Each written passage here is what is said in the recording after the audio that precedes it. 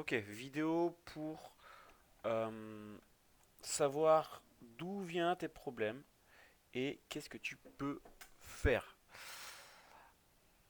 Alors, si tes pubs ne marchent pas, la première chose qu'il faut que tu regardes, c'est ici. Il faut que tu regardes ton CPA et ton ROS et regarde et comparer par rapport à ton CPA break-even, donc ton CPA limite, et ton ROAS limite, d'accord?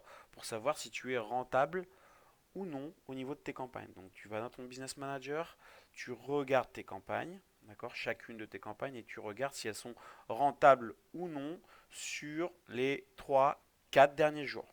D'accord? Tout le temps prendre une période de temps qui est 4 jours parce que c'est assez représentatif de ce que tu peux avoir dans le futur et sur un nombre de jours qui ne prend pas en compte la périodicité. Ok. Euh, Ça, il faut que tu le fasses au niveau de tes campagnes, au niveau de chacune de tes audiences et au niveau de tes ads.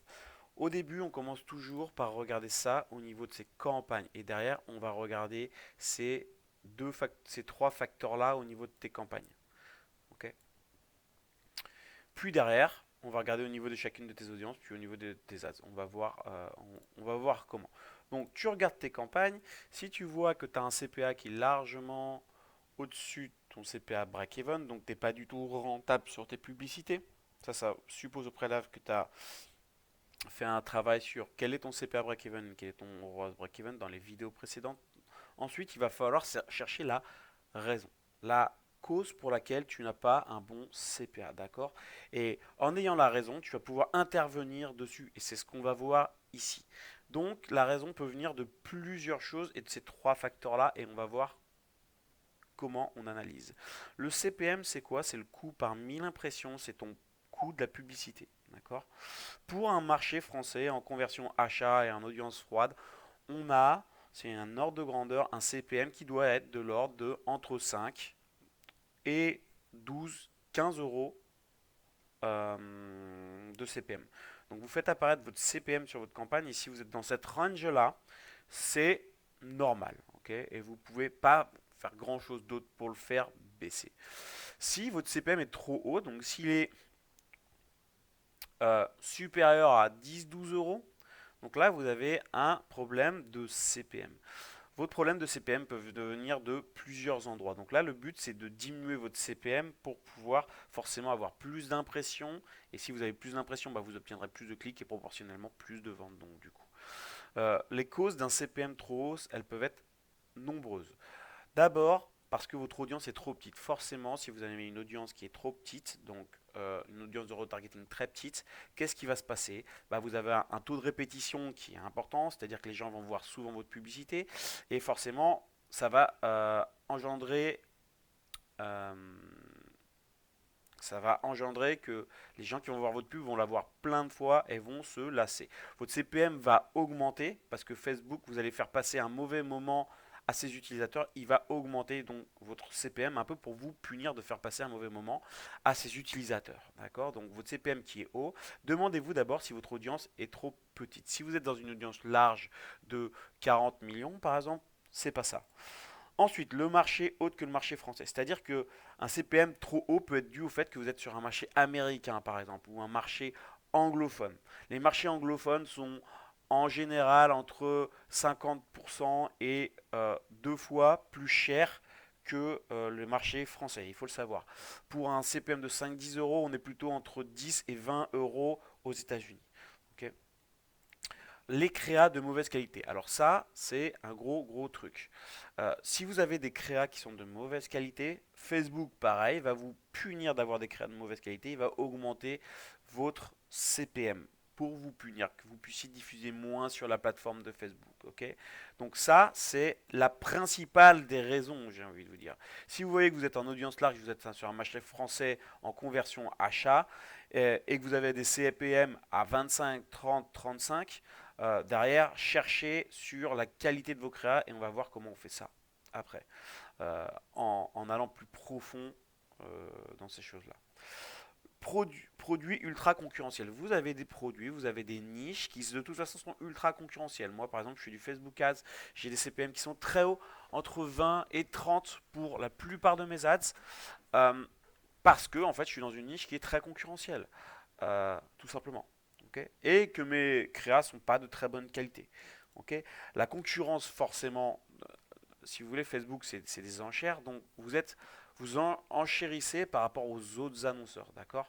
Donc, plus il y a d'annonceurs sur un même produit, un même service, et forcément, plus vous allez avoir de concurrence, et euh, euh, plus il va falloir mettre beaucoup d'argent pour gagner les enchères. Et donc votre CPM va augmenter. La période festive, ça c'est très important. Si vous avez des CPM qui sont normaux et que du jour au lendemain vous avez des CPM qui sont multipliés par 2, 3, ça peut être dû à la hausse de la concurrence, ça peut être dû à la période dans laquelle vous êtes. Ok, donc si vous êtes en pleine période de solde, etc., vous ne posez pas la question pourquoi votre CPA augmente. Votre CPA augmente parce qu'il y a beaucoup plus de concurrence. Et si vous ne faites pas de solde, si vous ne faites pas de promotion particulière, vous risquez d'être la dernière roue du carrosse dans ces soldes. Si vous faites un Black Friday avec les mêmes prix que tout le reste de l'année, en fait, personne n'achètera chez vous pendant le Black Friday et vous allez avoir un CPA qui va augmenter énormément. Et la dernière chose, c'est la répétition de votre pub qui est trop importante. C'est-à-dire que quand vous avez mis votre publicité trop de fois à votre audience, que votre taux de répétition, votre indice de répétition est trop fort, je parle d'un indice de répétition qui peut être au-delà de 2, 3, 4, 5, 10, d'accord. Là, forcément, votre CPM va augmenter parce que Facebook va également vous punir pour trop répéter votre publicité à votre audience. Ensuite, maintenant, qu'est-ce que vous pouvez faire, concrètement parlant, pour faire baisser votre CPM? Première chose, vous utilisez des audiences larges et vous vérifiez bien que vous êtes en conversion achat sur un marché français. À chaque fois que je prends un compte publicitaire, c'est les deux choses que je vérifie. Audience large, conversion achat sur un marché français. Ok. Également, augmenter la qualité des vidéos et photos et optimiser le message pour votre avatar. Alors, ça, c'est très très important à comprendre.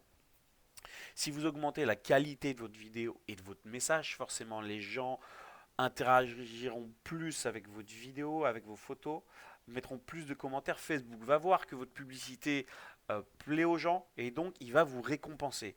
Il va vous récompenser en faisant drastiquement baisser votre CPM. C'est pour ça que un post, donc une publicité qui est virale un petit peu, vous allez avoir des CPM qui sont très faibles parce que Facebook va vraiment vous récompenser pour ça. Donc soignez la qualité de vos créas, de vos vidéos, de vos photos et de votre message publicitaire. Ça, c'est la plus grosse façon que vous ayez de faire baisser drastiquement votre CPM. D'accord. Ensuite, c'est renouveler ses créas. Il faut que vous renouveliez vos créas, tout simplement parce que sinon la répétition augmente et c'est tout le temps la même chose, votre CPM augmente. Ne pas mettre trop de texte dans les photos et les vidéos, ça c'est quelque chose que Facebook n'aime pas trop. Avant, vous étiez bloqué à 20% de texte dans les photos. D'accord. Maintenant, vous pouvez mettre plus. Mais si vous faites ça, Facebook considère que c'est pas un élément qui est cool pour les gens. Et donc, du coup, il risque de faire baisser également, de faire augmenter votre CPM. D'accord. Et il y a tout ce qui est bug. Bug Facebook, il y en a. Il y a des fois où vous allez trouver un CPM de 200 ou 300 ou 400. Là, faites très attention parce que ces CPM-là ne sont pas normaux. Okay, c'est parce qu'il peut y avoir des bugs sur Facebook, il peut y avoir des bugs sur votre campagne, il peut y avoir des bugs sur votre compte publicitaire. Il y a plein de bugs sur Facebook. Donc, dans ces cas-là, arrêtez votre campagne, relancez une nouvelle campagne avec différentes audiences pour voir d'où vient le problème en fait. C'est ça le truc, c'est de savoir précisément d'où vient le problème. Est-ce que le problème vient de la campagne? Est-ce que c'est la campagne qui bug? Est-ce que c'est l'audience qui bug? Est-ce que c'est la publicité qui bug? D'accord. Donc regardez votre CPM par audience, regardez votre CPM par campagne, regardez votre CPM par audience et regardez votre CPM par publicité et regardez où est le mouton noir. D'accord. Voilà. Donc ça, c'est pour le CPM. Une fois que vous avez compris ça, si vous avez un CPM qui est entre 5 et 12 euros, c'est bon quoi. C'est pas une anomalie. Vous n'allez pas vraiment jouer sur le CPM quand vous n'avez pas d'anomalie en fait au final. Okay. Le CTR, c'est le click to rate, c'est le CTR sortant. Attention, qui est important. Donc CTR sortant.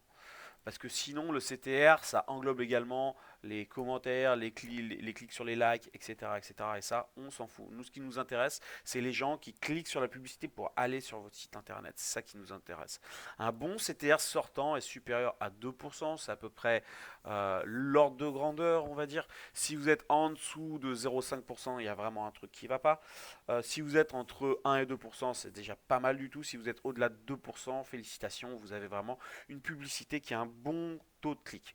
Et si vous êtes très bon, et si vous avez un super message publicitaire, tout le monde clique dessus, une super publicité, dans ces cas-là, vous pouvez atteindre des plus gros CTR de l'ordre de 3, 4, 5%. Voilà. Si vous avez un CTR trop bas, c'est que votre message publicitaire n'est pas impactant pour votre avatar. C'est-à-dire que votre avatar soit ne comprend pas votre message, soit votre message n'est pas attractif pour lui. C'est-à-dire que vous ne mettez pas en avant les bénéfices principaux de votre produit et que la personne ne voit pas le problème que votre produit résout. Ou également, il n'y a pas d'offre, c'est-à-dire qu'il n'y a pas une offre qui est un peu sympa, c'est-à-dire une réduction instantanée ou en période de solde par exemple, ou alors une scarcity qui est importante. D'accord? Donc, si vous voulez augmenter le CTR, mettez tous ces éléments-là.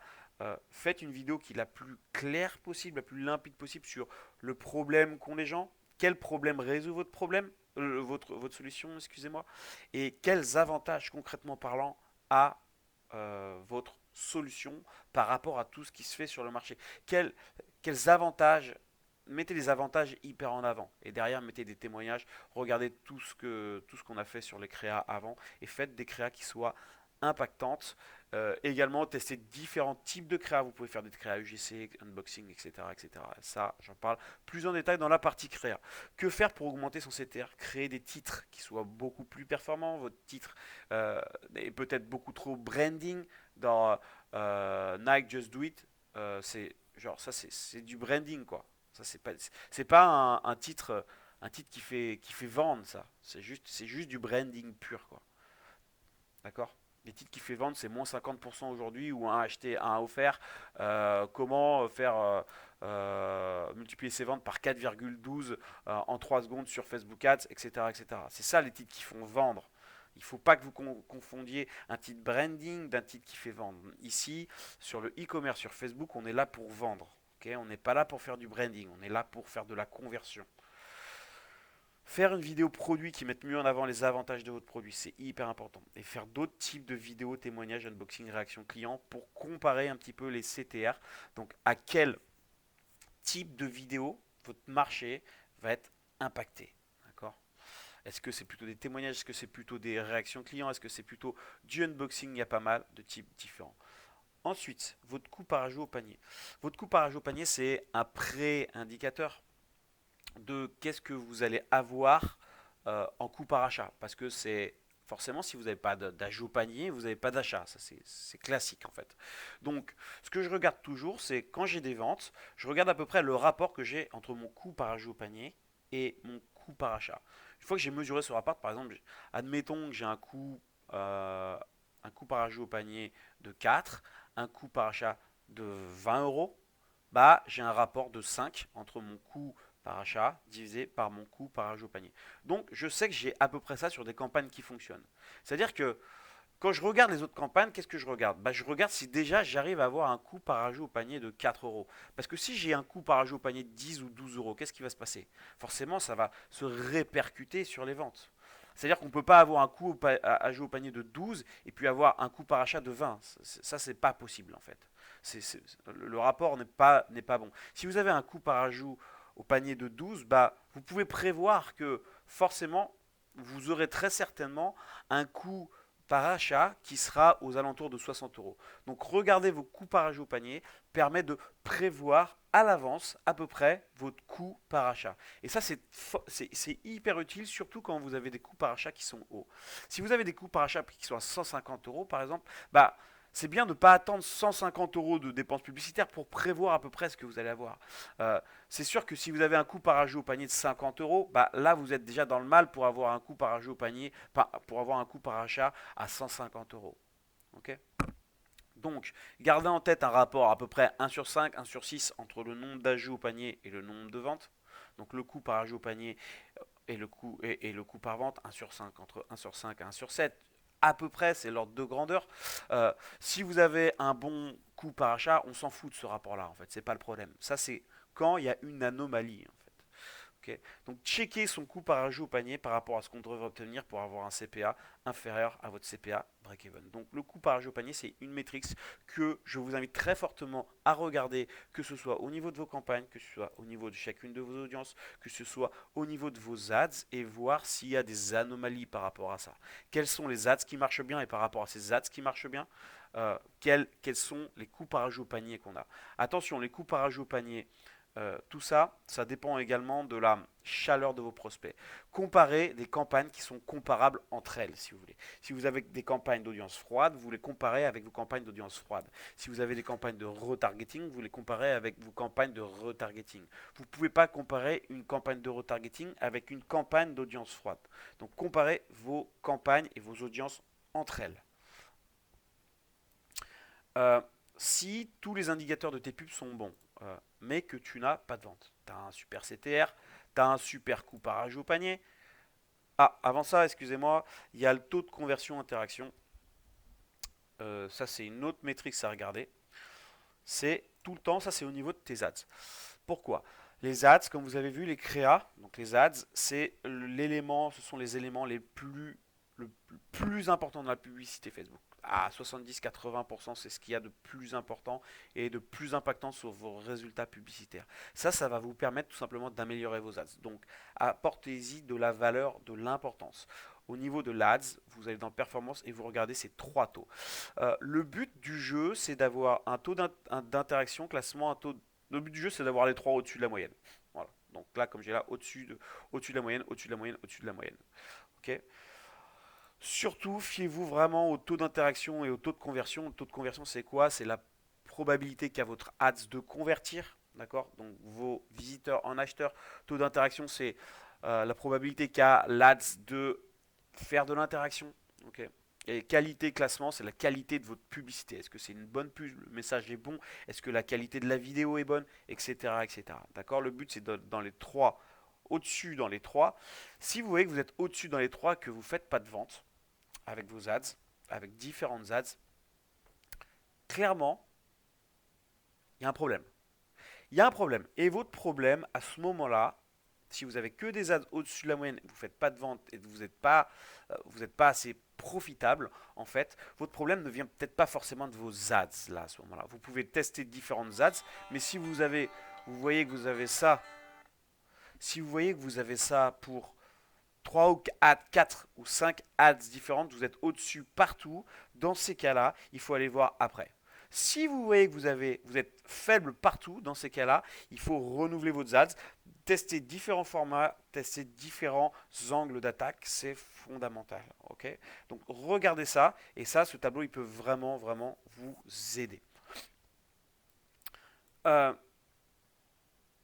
Si tous les indicateurs de tes pubs sont bons mais pas de vente, c'est-à-dire que tu as des bons coups par au panier, ici tu es au-dessus partout, ton CPM est bon, entre 5 et 12, ton CTR sortant est entre 1 et 3, tout ça c'est bien. Ok, tu es bien partout. Par contre, tu fais pas de vente. Si tu ne fais pas de vente à ce moment-là, il va falloir voir ailleurs. Il va falloir voir ailleurs. Là, c'est hyper important ce que je suis en train de te dire là. Il va falloir voir ailleurs. Le problème, il peut venir de deux choses. Et le problème principal que je vois à ce moment-là, c'est que le problème peut venir de ton offre. Okay. C'est-à-dire, écoute bien, c'est-à-dire que tu n'as pas une offre qui est irrésistible pour les gens. Je suis désolé, mais tu as le syndrome du t-shirt blanc ou de la chocolatine à 25 euros. Un pain au chocolat qui coûte 25 balles sur Facebook, tu ne le vendras jamais. Un t-shirt blanc sur Facebook, tu ne le vendras pas. Pourquoi est-ce que les gens ils iraient prendre le risque d'acheter un t-shirt blanc chez toi alors qu'il y en a à H&M, il y en a aux Galeries Lafayette, il y en a partout dans toute la ville. D'accord? Pourquoi est-ce qu'ils iraient acheter chez toi? Il n'y a aucune raison pour laquelle ils iraient acheter chez toi. Mets-moi une offre, fais-moi s'il te plaît une offre qui soit irrésistible, où les gens se disent waouh, c'est génial, je le veux absolument. Et ça, tu peux le faire par différents biais. Tu peux faire en mettant une garantie satisfait remboursé, c'est-à-dire que je vous rembourse intégralement si vous n'êtes pas satisfait. D'accord? Ça joue énormément sur ton offre. C'est-à-dire que tu peux même mettre. Est-ce que tu as testé ton prix? Euh, Peut-être que ton prix est beaucoup trop cher, ou alors peut-être pas assez cher, parce que le fait de mettre un prix pas assez cher, ça veut également dire que ton produit n'est pas assez quali, donc il faut tester ton prix.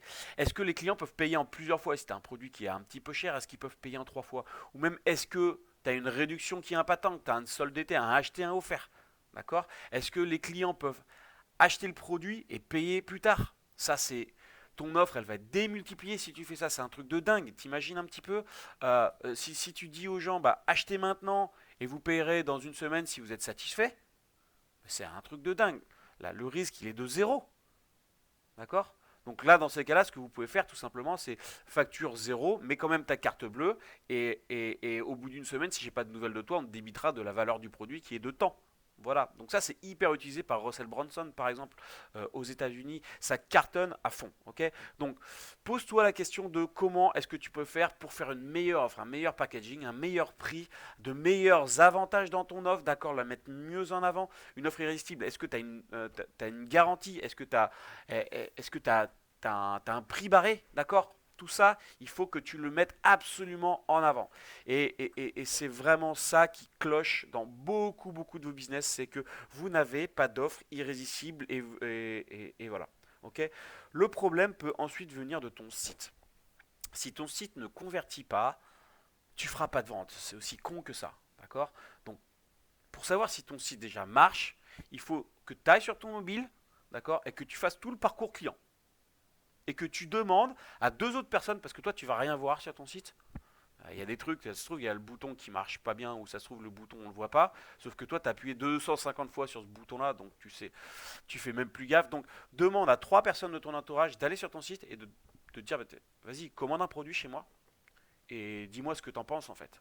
D'accord? Ça, c'est la première des choses. Et tu vas peut-être voir que les mecs vont dire, bah, non, mais il est où le code de réduction? Tu me dis que tu as un code de réduction, et là, j'ai pas de code de réduction. Si j'ai pas le code de réduction, j'achète pas. Ou là, les commentaires, il n'y a pas de commentaires en fait, bah, j'achète pas. Et les gens, tes amis, ils vont te dire concrètement, précisément ce qui va pas et pourquoi ils achèteraient pas chez toi en fait. Ok? Ça, tu peux le faire auprès de tes amis, d'accord? Ou tu peux le faire auprès de tes clients. C'est-à-dire que tu peux rajouter un petit module sur ton site, d'accord? En posant une seule question, c'est qu'est-ce qui fait que vous achèteriez pas chez moi en fait? Qu'est-ce qui fait que vous n'avez pas acheté aujourd'hui chez moi et que vous n'avez pas envie d'acheter aujourd'hui chez moi? Et ils vont vous donner la raison en fait. C'est eux, les utilisateurs, qui vont vous donner la raison pour laquelle ils n'achètent pas chez vous. Ça c'est hyper fort parce que derrière tu peux vraiment résoudre la cause et faire des ventes. Ok. Et également, achète bien, tu as tous les éléments de conversion en place sur ton site. Et ça, je t'invite à voir la vidéo de conversion. Je te dis salut et fais tout ça et ça va cartonner pour toi. Salut, ciao.